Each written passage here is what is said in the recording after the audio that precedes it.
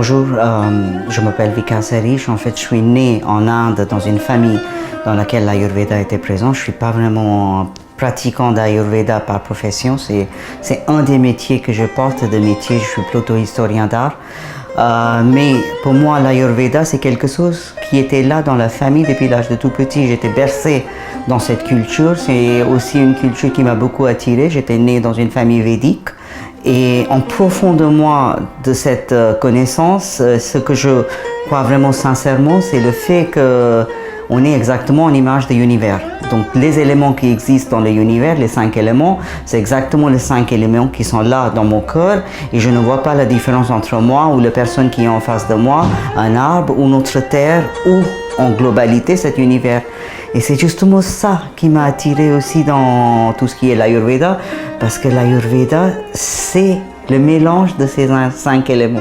Et c'est ça, c'est ce côté-là qui m'a intéressé, parce qu'arrivé ici, comme nous tous, je suis rentré vite dans le schéma classique, avoir le stress, avoir tout ce qui est des douleurs à cause de stress, la tension.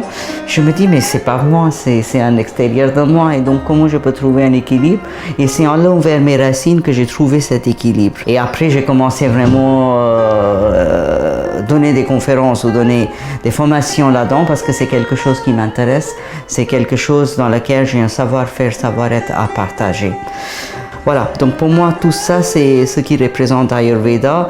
Une introduction à Ayurveda, c'est la compréhension de ces 5 éléments dont je disais tout à l'heure, mais une introduction à Ayurveda, c'est aussi à comprendre quelles sont nos constitutions à nous. Qu'est-ce que je peux manger, ne pas manger? Qu'est-ce que je peux faire, ne pas faire? Je dis pas ne pas faire parce que c'est des contraintes, mais je dis ne pas faire pour me garder un équilibre. J'aurais tendance, par exemple, à dire j'ai envie de me sauter d'un avion pour vraiment l'adrénaline que ça donne, mais je sais en même temps que ça me donnera aussi trop de cette adrénaline qui me mettra peut-être en danger sur autre chose. Donc peut-être que je dois trouver des équilibres. C'est ça qui m'intéresse aujourd'hui, de trouver des équilibres. Ce n'est pas du tout une critique vis-à-vis ceux qui vont le faire, c'est plutôt pour dire moi ça me met en équilibre.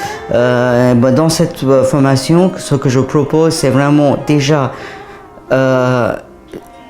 une première abord sur la philosophie hindoue, non pas la religion mais la philosophie. La philosophie hindoue qui parle donc justement de la globalité des choses, la complétude des choses, que moi je suis complet et que je vis dans un univers qui est complet.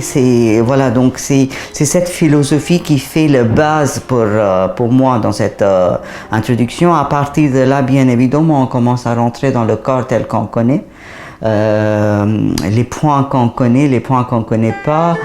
Par exemple, les gens viennent avec leurs petites bobos, on va dire, du vie courante, mais on commence à comprendre pourquoi les points sont là. Souvent, les gens ils vont aller vers leur omoplate et dire j'ai un point qui me fait mal sur mon omoplate, et on va commencer à comprendre stress, comment ça se met sur le corps, comment les muscles sont crispés à cause du foie, à cause du stress, comment on peut se dresser. Ce n'est pas seulement de l'extérieur, quelqu'un peut nous aider, parce qu'un massage ça peut nous aider, ou un yoga ça peut nous aider, mais on peut s'aider soi-même, et ça c'est pas la nutrition. Mais la nutrition, pour arriver vers là, il faut aussi comprendre quelle est notre base, donc comprendre nos doshas, quelle est ma constitution. En compréhension de ça, je vais aussi voir l'autre côté des choses, parce que chaque chose est en positif, mais aussi en négatif. Et la formation propose ces deux côtés, le cause et le substrat. Donc, ce qui est d'un côté positif peut vite devenir l'autre côté négatif, et donc ne pas avoir les excès, et pour rester en équilibre, donc comment diminuer s'il y a un excès, en compréhension de cette constitution. On rentre aussi dans d'autres sujets, bien évidemment. On rentre dans les sujets de moi comme un être humain, où je me place vis-à-vis de l'univers, parce que Ayurveda a cette compréhension du monde pour voir comment, dans cette toute petite partie, toute minuscule, je peux quand même agir, je peux quand même vivre en paix. Et c'est cette paix, dans une formation Ayurveda, qu'on commence. On met plutôt les bases. On ne donne pas la spécificité, on ne rentre pas plus que ce que c'est la Constitution, on ne rentre pas plus de détails, parce qu'il y a des formations beaucoup plus approfondies là-dedans. Ayur, ça va dire la longévité et Veda, c'est un livre. Donc, en gros, c'est le livre de longévité. C'est comment un être humain peut vivre en équilibre le plus longtemps possible. Ici, en Occident, on connaît très bien le yoga, on connaît aussi les massages, mais on ne connaît pas comment ça marche, en fait, souvent. On dit je fais la salutation de soleil, mais à quel moment de la journée je fais la salutation de soleil? Parce que la salutation de soleil se fait à l'aube. Salutation de soleil ne se fait pas au soir, au coucher de soleil. Donc il y a des petites choses comme ça qui sont les bases avec lesquelles on peut apprendre tout ce qui est la culture indienne beaucoup plus facilement et donc la médecine douce indienne, Ayurveda, plus facilement.